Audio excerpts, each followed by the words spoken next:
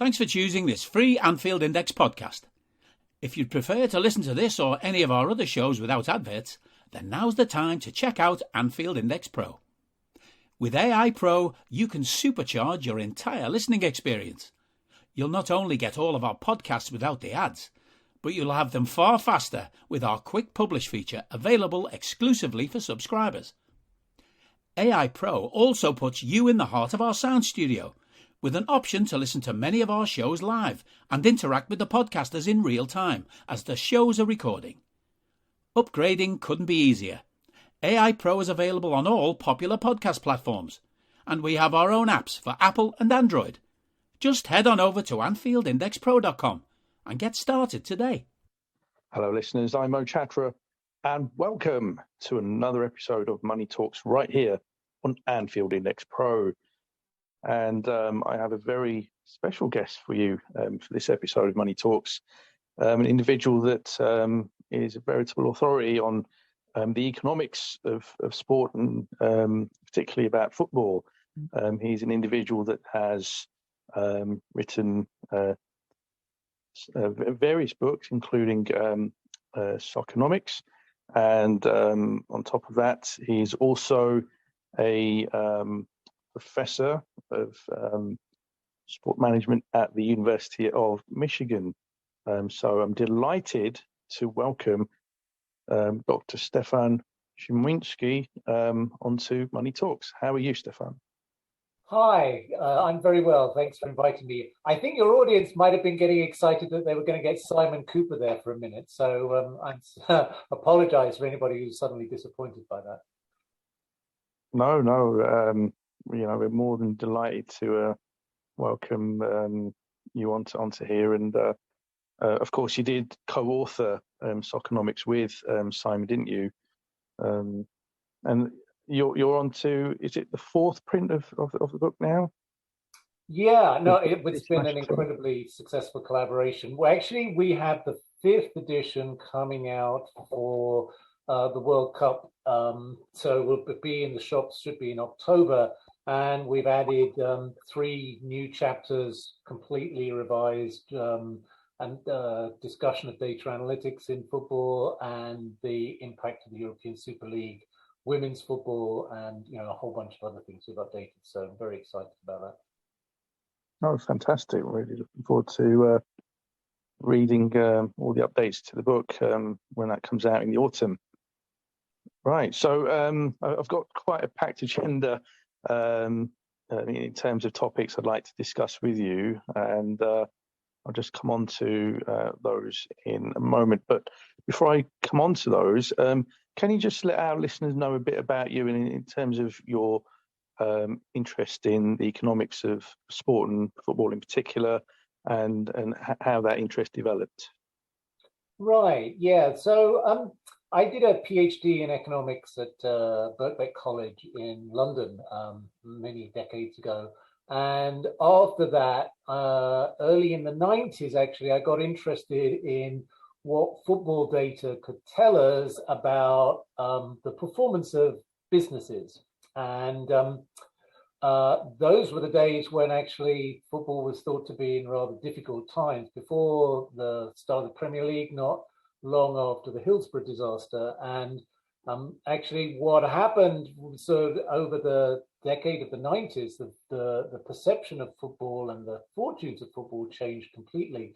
And I got really caught up in those changes and trying to understand it. And I started off writing a few papers about the economics of English football, but then sort of more broaden out to think about wider issues in sport, things like funding the Olympics or those kind of activities, and eventually got invited to, I worked in London at business schools, and then got invited to come to the University of Michigan just over 10 years ago to teach sport management here, and really talk to people.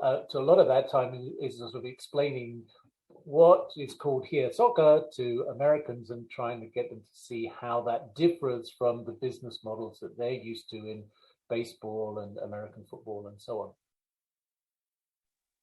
Thank you for that. So quite an interesting journey then. Now, there are a range of kind of more broader topics in relation to football and the economics of football I'll be coming on to, but we are a Liverpool Football Club based podcast, and I'd just like, if I may, to talk to you about the owners of Liverpool Football Club, Fenway Sports Group, who took ownership close to 12 years ago now, and under their stewardship, the club has seen a very remarkable turnaround in fortunes, from being a club that had gone from one on-field and off-field issue after another, with owners and managers and other issues, and stability was brought in with a very well-structured model developed by FSG, and was loosely based around the model they'd employed at their baseball franchise, the Boston Red Sox. Now, this is a model that is based on financial self-sustainability, and I'll come on to that as a wider point later on. But can you tell us about your kind of interactions with the principal owner of Liverpool Football Club, John W. Henry, and also your view on the kind of model that they have implemented at Liverpool Football Club as well? Right. So I met John a couple of times, really, when he was first actually involved in was actually in the buying stage, and he actually we actually talked a bit about the football world just before he bought the club. And to be honest, actually, I haven't really spoken to him much since. He very kindly endorsed a book I wrote, another book I wrote called Money and Football, which was published in 2015, but I haven't really been in touch with him since. So I've sort of been watching from afar.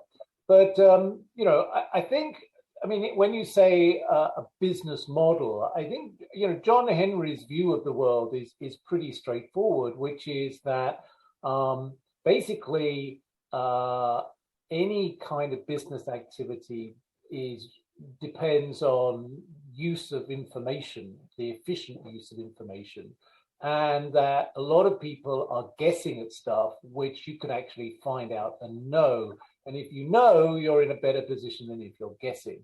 And this is also about recognizing what you can know and what you can't know as well, and not thinking that you know more than you do. So it's really very similar to betting, I think, in my view. It's again, smart gamblers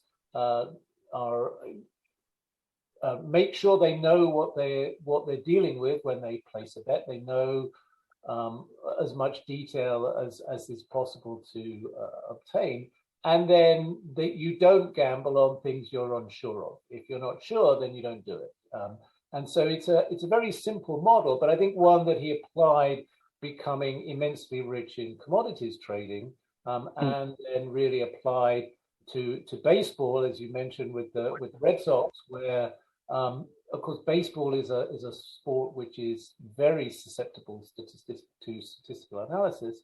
And of course, I think one thing he's done in Liverpool, and FSG have done in Liverpool, is broad stability, because I don't need to talk to Liverpool fans about the nightmare Hicks-Gillette era, which really almost drove the club off a cliff, right?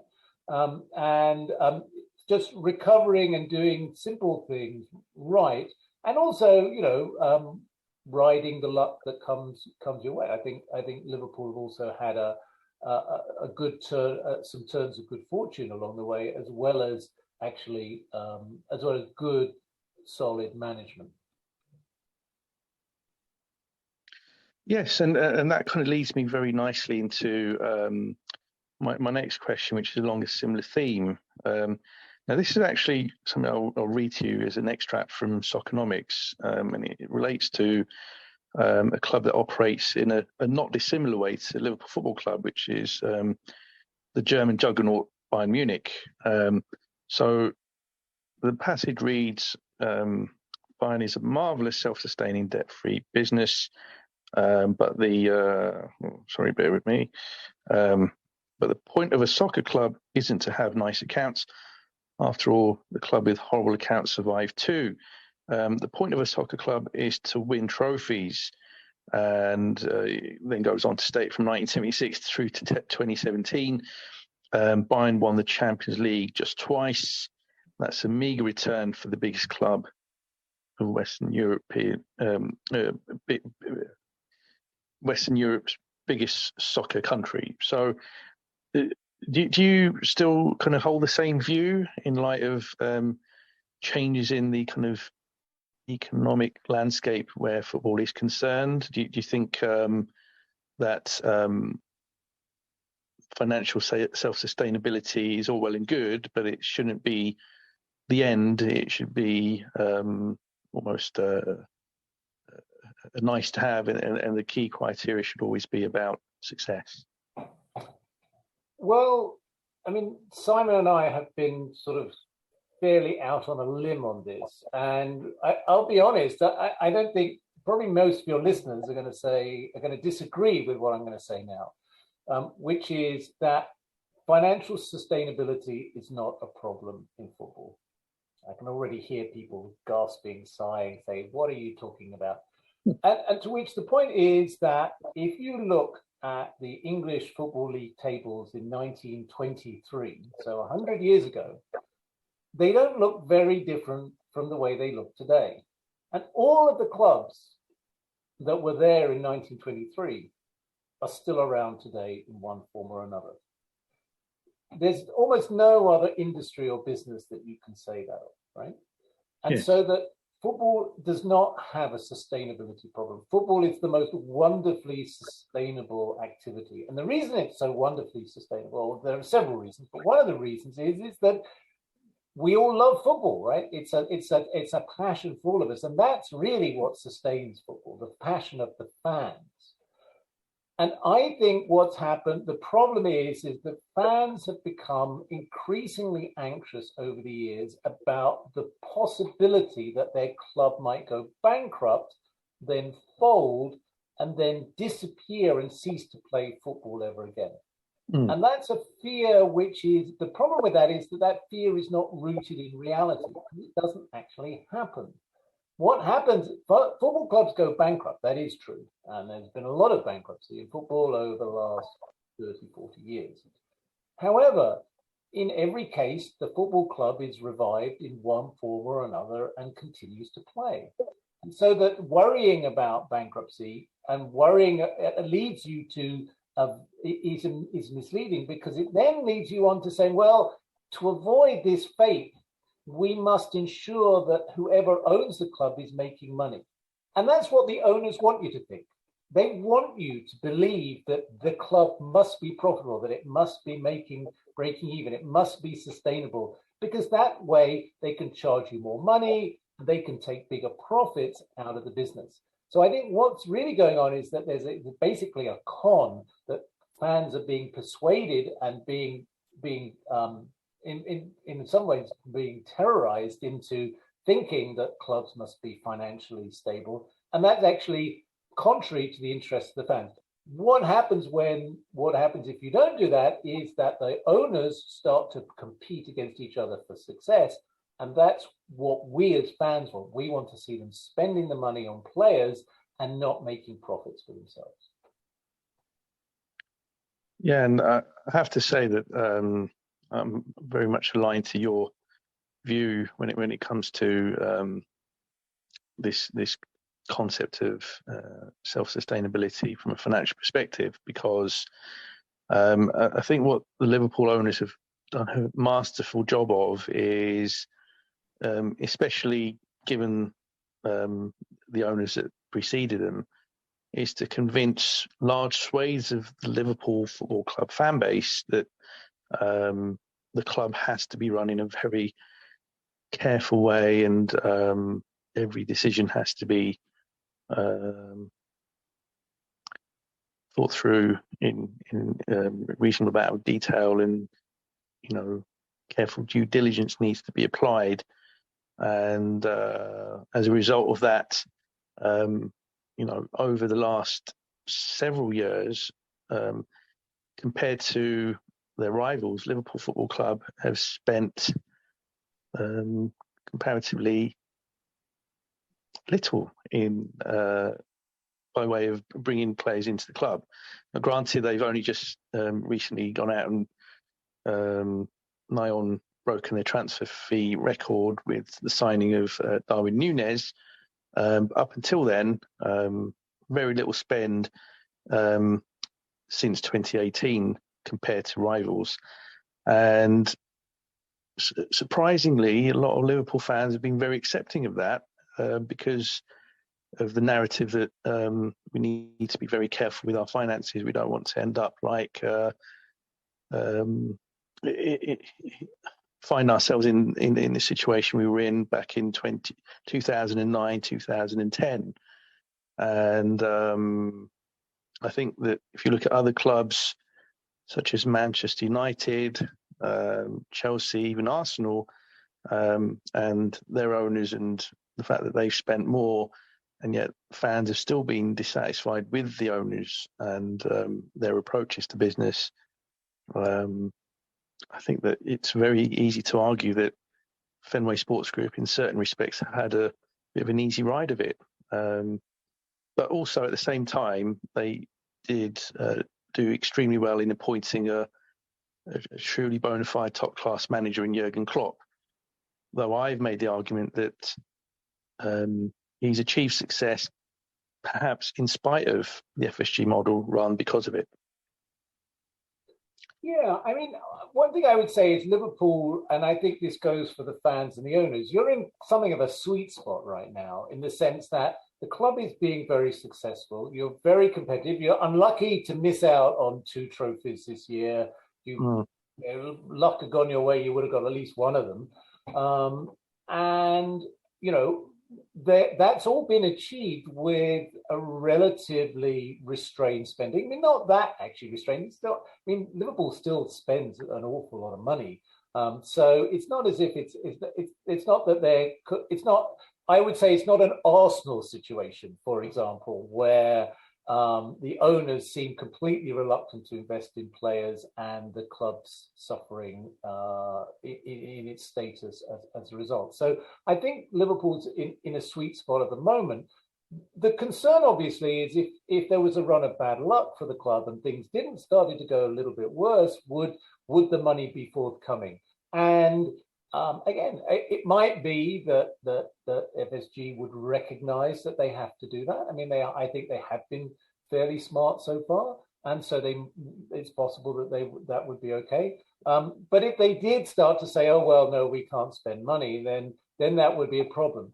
But one of the things I would stress, I think again, I suspect Liverpool fans probably aware of this, is that I think the thing about John Henry is I don't think he's insincere in believing that you have to be profitable to be successful. I think that's just the way Americans view professional sports. That's how they think about it. And I think what concerns me more is that we in people in Britain or people in Europe, I think we've always actually seen that there's a difference between making money and making a successful team, and we've always seen a trade-off here. And I think what worries me is I think that John Henry wants to persuade the rest of us that that's how we should think about it, and he wants to change our minds. And I think that's, where the rubber hit the road here is with the European Super League project, where again, I think he genuinely did not appreciate how outrageous the suggestion was, partly because of his views about what makes for a well-run club. And I think that's, in some sense, the battleground now in European football is between this American style view of what professional sport is, and our traditional views, particularly the views amongst the fans. Right, and I think it's interesting that if you look through the various tiers of football within England and even other leagues around the UK, you will find that the overwhelming vast majority of owners do inject their own finances to support their clubs in some form or fashion. But we do have a small contingent of owners who don't believe in that, and they do tend to be American owners by and large, even though general business sense suggests that business should be self-sustaining. Football is not like normal business, is it? And I think if you look at some of the other more recent ownership interests that have come in from the Middle East, for example, they take a very different view of how to operate clubs. And Abu Dhabi, with their ownership of Manchester City, amongst other clubs within the City Football Group, are probably the clearest example of that, are they not? Right. I think one of the things about this is that football clubs are what you would call in economics trophy assets. So they're simply by owning a football club, you acquire an awful lot of status in your community, and that has value above and beyond making a profit. And so in some sense, it's worth spending money to attain that kind of asset value. And I think a lot of people tend to think that this is a relatively new phenomenon, but actually you look back through the history of football, and this has always been the case, that the sums of money necessary to the wealth that you require to own a football club has increased substantially. That's true. But the idea that there have always been owners in the football world who have as you say, plowed money into the club in order to build success, in order to build status in their community.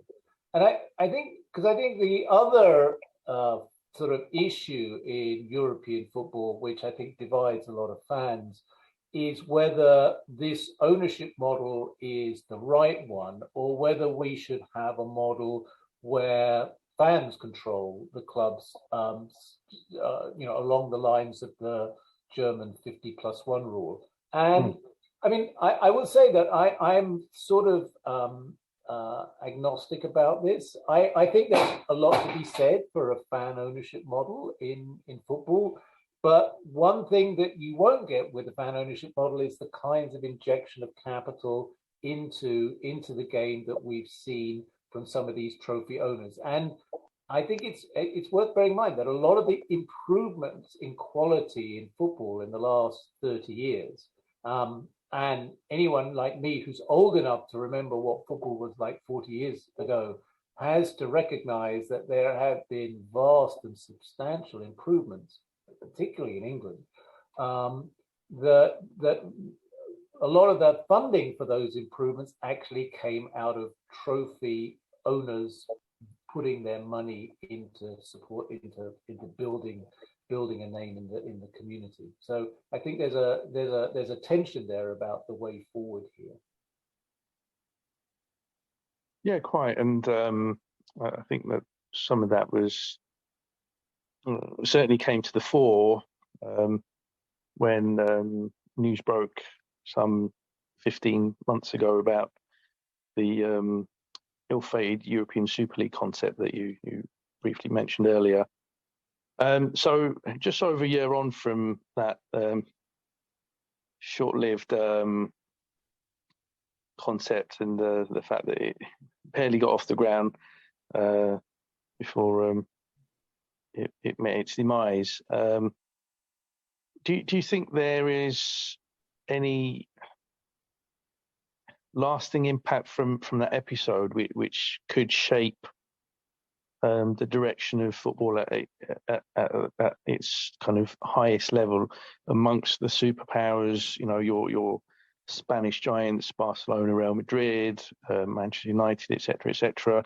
Or do you think that episode has put to bed any possibility of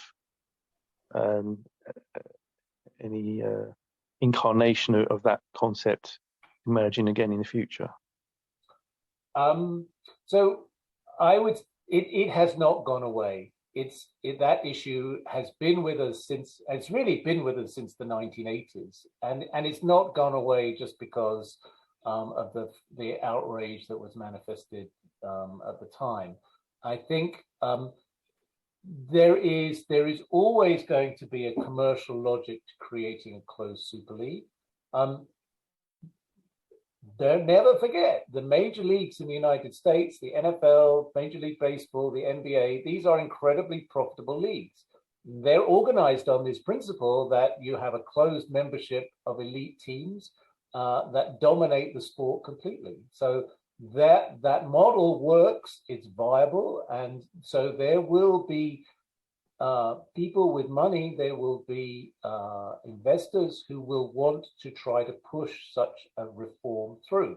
And the only thing that's really going to stop it is the kind of sustained protest and political action, probably, that you saw around the resistance to the Super League last time. And the danger is, of course, is that, that one day this will actually work, because, if people... like the old saying, the price of freedom is eternal vigilance, right? And I think that's the same with the Super League. The price of keeping the Super League away is eternal vigilance as well. And so I think it'll come back. And again, I think it's because many of the people who are promoting this idea and sincerely believe that it's the best future. It's not that they are somehow, think that they're not conscious of this being something terrible. They just think that the rest of us who want to preserve the traditional structures, they just think we're old-fashioned and unthoughtful and don't realize how good it would be. So I think that it's going to come back. And I think what we've seen in the since then, we've seen more venture capital money, more private equity money coming into European football. And again, that money is looking for a quick return. And again, the quickest return that I can think of in European football is the creation of a Super League. So I think that issue could be coming back sooner rather than later. Interesting. Now, perhaps linked to that, there was some surprise in certain quarters when the sale was concluded for Chelsea Football Club. So, a consortium led by another American, Todd Boehly. That deal concluded very recently for a total value of 4.25 billion, albeit a sizable chunk of that is a commitment to invest into the club in the future, primarily for a new stadium. But nonetheless, the figures that were committed by that consortium did draw surprise in certain quarters. But given what you just touched upon in terms of the possibility of the European Super League not having gone away, is that perhaps a reason why that group decided to invest so much and fought so hard against some fierce competition to acquire one of the best known football clubs in the world? Yeah, so I think there are 2 or 3 things to say about this. So one is, of course, one of the things that has attracted Americans really ever since the Glazers bought Manchester United is this recognition that soccer is the most popular sport in the world by far, and it is commercially underexploited. So it's going to it's not going to go away. It's not going to it's only going to grow in value. So I think a lot of these people are buying in, not necessarily knowing how things are going to turn out or having any specific plan, but just believing this will grow in value because it dominates the global media landscape. I think a second thing to say though about this is that these people will be looking to get a return on their investment. They will want to make money out of it, and they will then be inclined to any reform that's going to allow them to make more money, and that will always be an issue. But I think a third thing to say is, I mean, we talk a lot about American investors, and we think about the Glazers, and we think about Kroenke at Arsenal and John Henry and so on.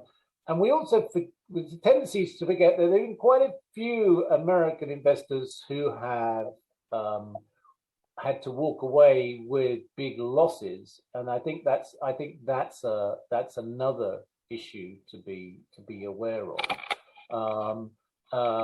So obviously the obvious example was Aston Villa, right, where the guy ended up losing quite a lot of money and just had to walk away, Randy Lerner.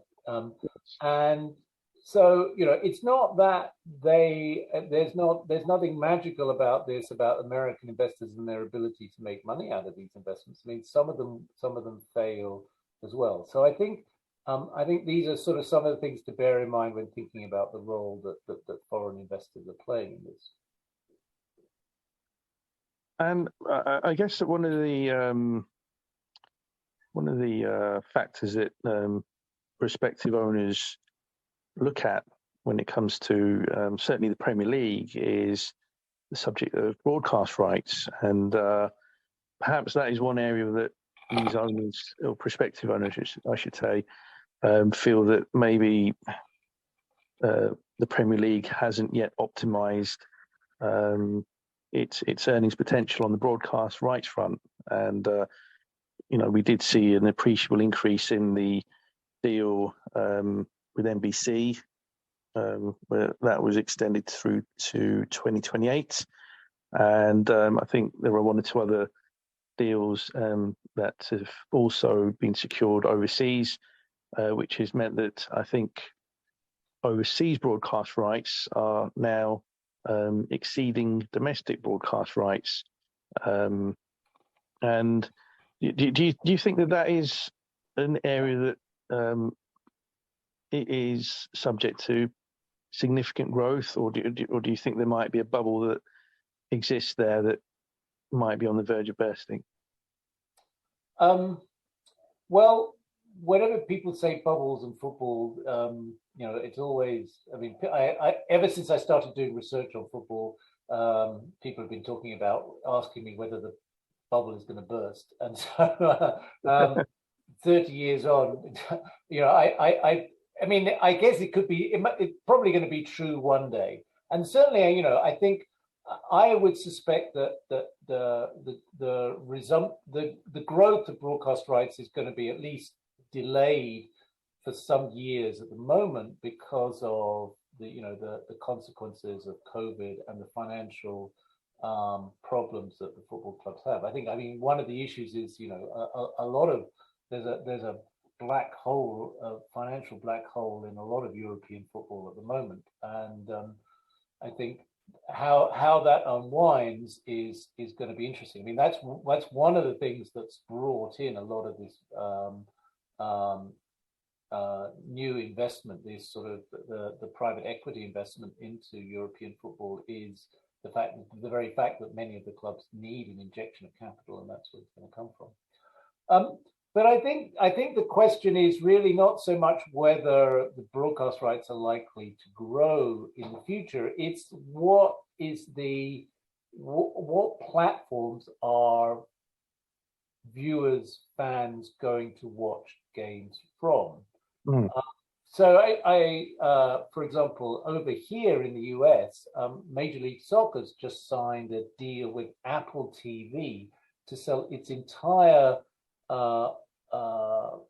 portfolio. All the games are going to be showed on an app on Apple TV.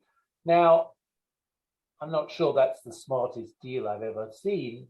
It may have been the only deal that was on offer to Major League Soccer, but it does suggest that we're going to see, I think, different models, different platforms emerging in the coming years, and very much depends on how the next generation of fans want to watch the game. And again, anyone my age will recognize that the viewing patterns have changed significantly. I mean, when my kids were growing up, I couldn't get them to sit down and watch an entire game with me in the way that I would have sat down and watched an entire game with my father. So that we've seen these changes coming in the way that people want to view, particularly younger people want to view sport, and that's going to be, I think, the critical thing. And then the question is, who gets the money? And it may well be that one issue might be that the players are actually in a stronger position, because in the end, the fans are more interested in the players often than they are in the club itself. And so that whole relationship may change. So the who gets the money may change over time, as opposed to necessarily there being less money. I doubt there'll be less money. I think it's just it might be distributed differently. So stemming from that, you touched upon players, and a subject that is always contentious, or much talked about at least, is the subject of player wages, as they're called. Now, this is an area that you have looked into in the past, and do you think that the relationship between wages and success has in any way changed since you initially researched this area?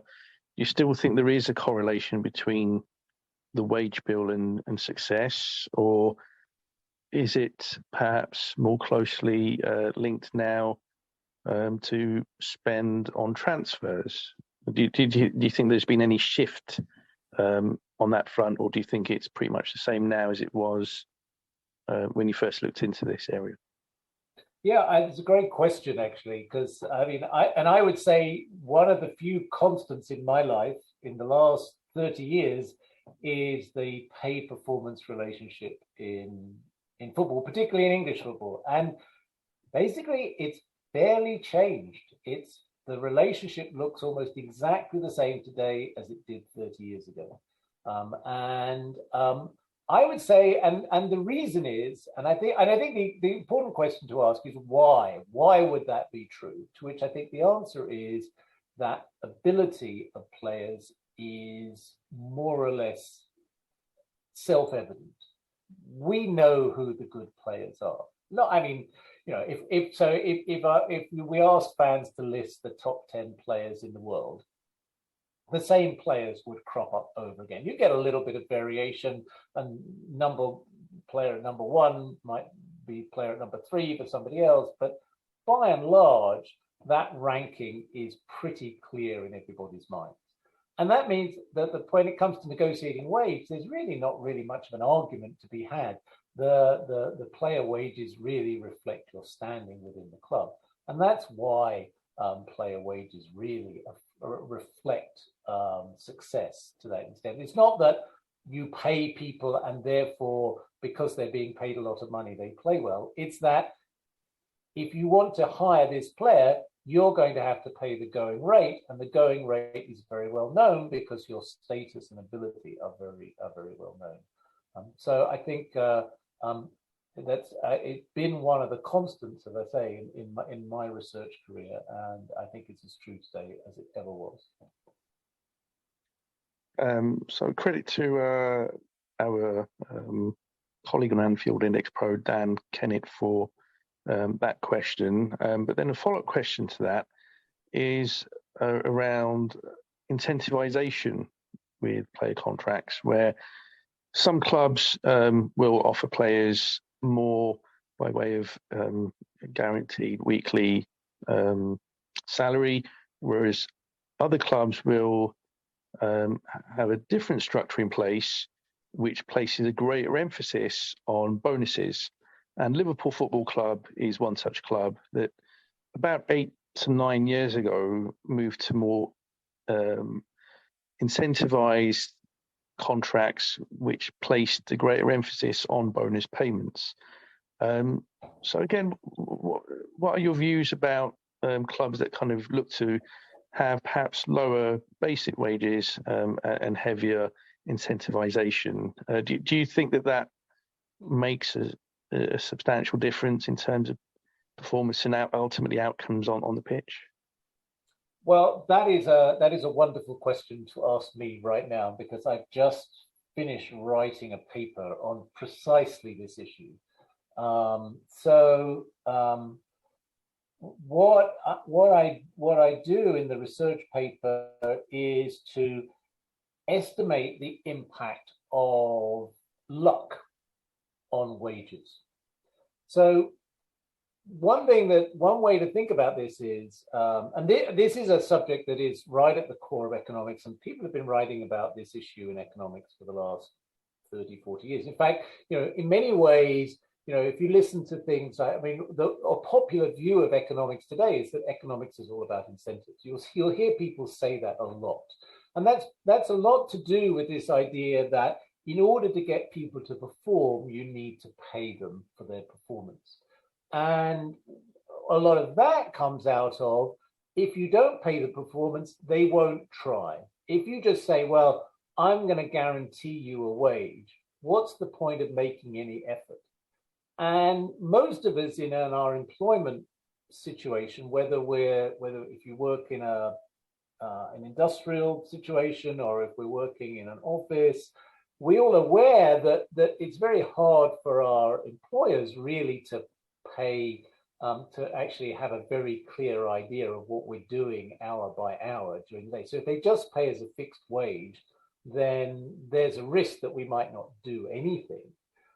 Whereas if you give people an incentive based on saying, well, the more our profits go up or the more our sales go up, then the bigger your salary is going to be. So you get to share in the output of the business, then that gives you an incentive to provide effort. And what's happening in football is that people, and presumably this applies to the manager, the human resource people at Liverpool. They're thinking, they're applying this idea to football and saying, well, we need to give the players incentive to win, to score goals, blah, blah, blah.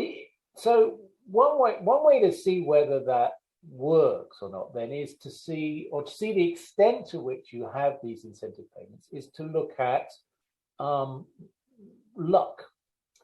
Because output can go up because of you try harder, but output can go up because you get lucky. You can win a game that you shouldn't have won, or be lucky, or you should lose a game that you shouldn't have won and be unlucky. And what the incentive pay theory would say is, well, you'd still get paid more even if you were lucky, because the whole point is that the incentives are being provided based on the output, and the output it's based on the idea that you can't really see the effort that people are making. It's just did the output go up? And so I just tested this on 20 years of data for all the clubs in the Premier League and the Championship. And what I find is that there is no correlation of pay with luck, that the players are getting paid essentially a fixed wage. So even when teams say they have incentive contracts, they're not really having an effect. And that comes back to the point that I was making before about ability, is that there's really not much of a question about whether the players are trying. We know the players' ability because we watch them every week. And we also know whether they're trying. And we can see that. And indeed, if a player really isn't trying, you don't give them don't dock their pay, you bench them. And no player wants to get benched because that's ruining their career.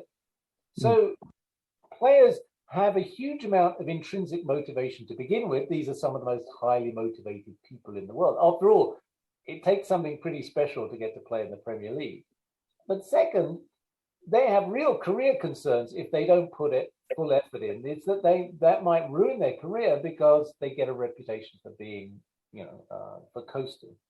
So I think the whole idea of incentive pay in football, even if it makes sense in other industries and other contexts, it makes no sense really in football. So, but it's something that I've thought for many years, but I haven't actually been able to demonstrate this with data. And as I say, in this recent research paper, I've just been able to establish this, I think. And if anybody's interested in reading the research paper, you can just send me an email. And if you type in my name on the internet, you'll come up with my email, because like all academics, we're all easily contactable by email.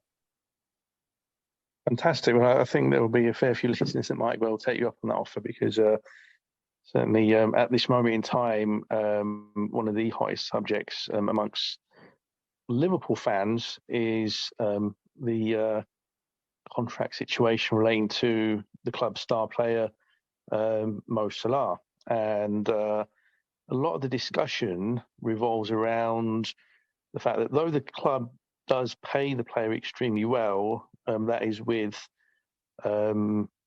significant bonuses, whereas our understanding is that the player and his representative are pushing for a much higher guaranteed sum,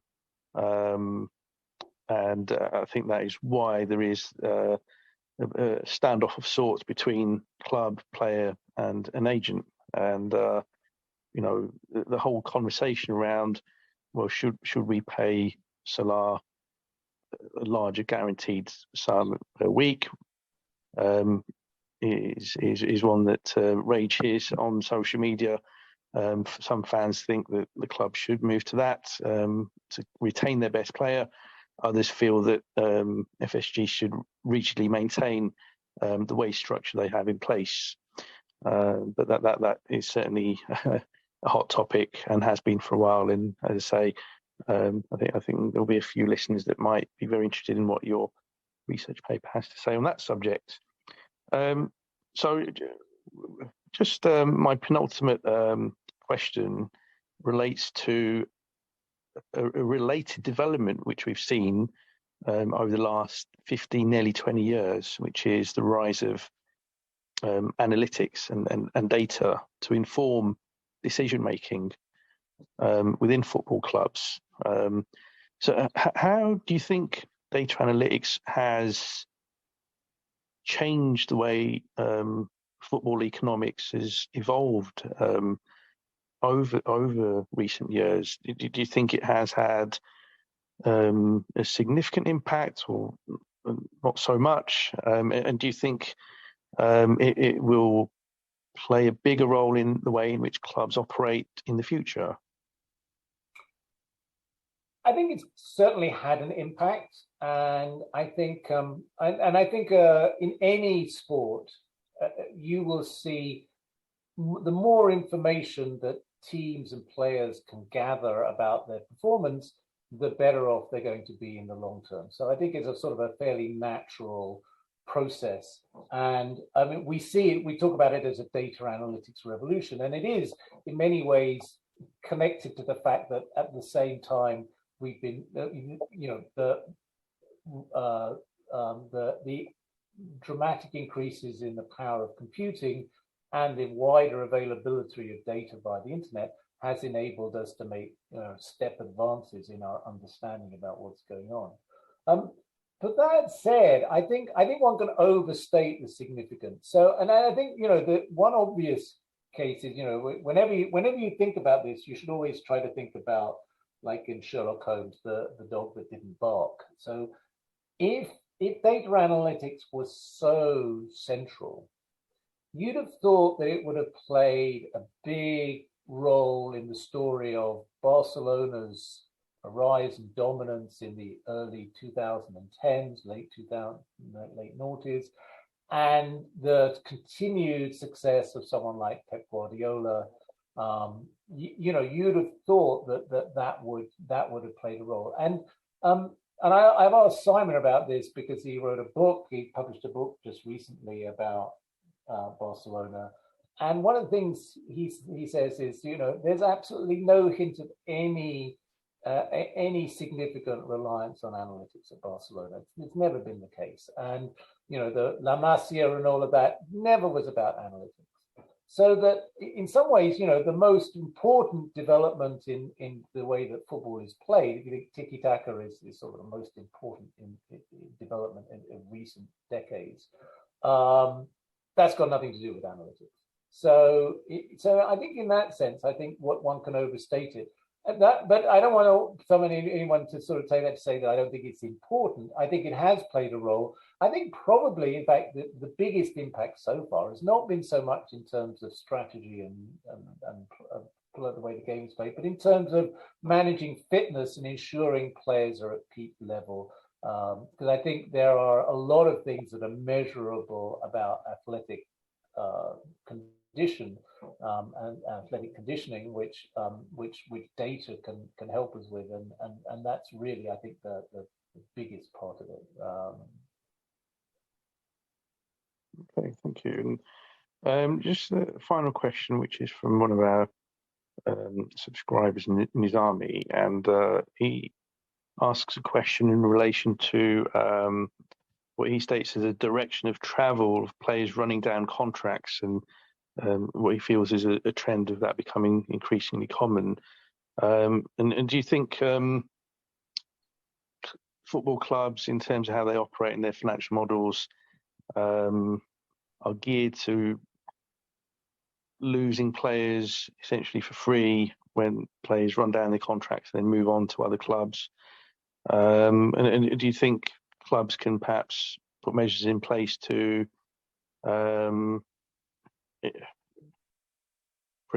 not so much prohibit that, but to kind of rein that in so as to ensure that they do still command sell-on fees when they decide that the player should be moved on?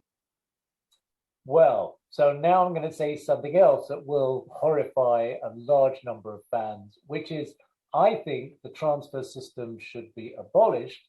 And actually, I think, in my view, it's actually an illegal system.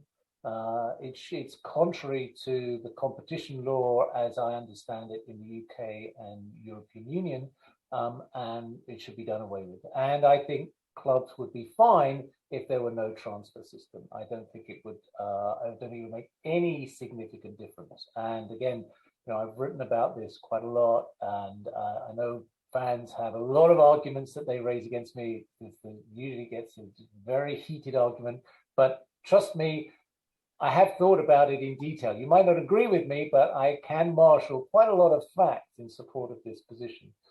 The biggest puzzle, I think, in recent years has been why players don't just wait out their contracts. And because they clearly, if clubs are paying over large sums in transfer fees, then presumably that's money that could go to the player if the player would only wait and see out their contract and move on a free. So, maybe it's just taken time for players to recognize their incentives to do this, and that in itself might lead to ultimately to a collapse of the transfer system.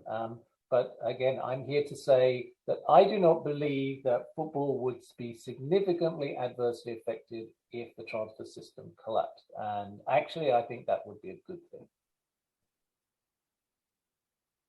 I like bold opinions. Not sitting on the fence here.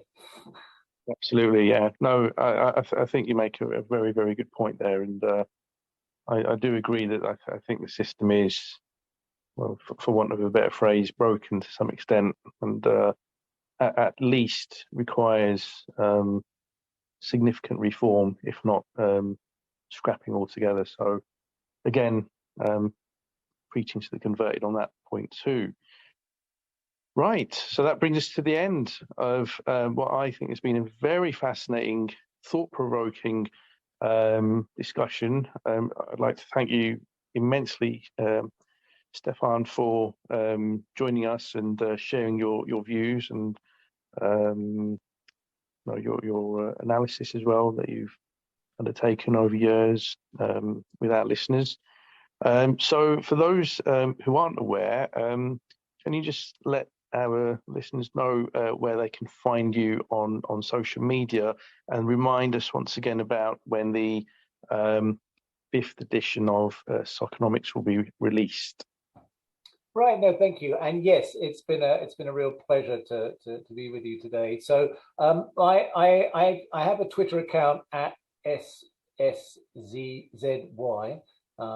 which I sort of I'm not a huge poster, but I do from time to time and talk about it.